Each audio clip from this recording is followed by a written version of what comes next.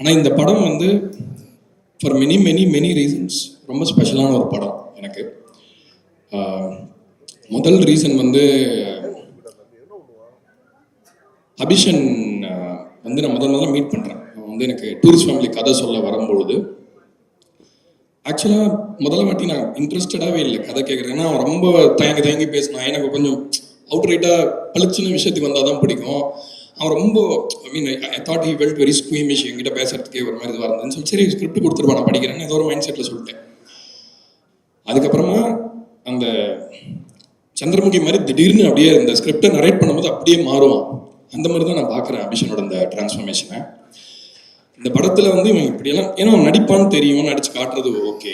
But இந்த மாதிரி ஒரு படத்தை எடுத்து ஏன்னா இது வந்து ஒரு ஜனரஞ்சகமான அந்த ஏரியாவில் இருக்கக்கூடிய ஒரு படம். I wish him well.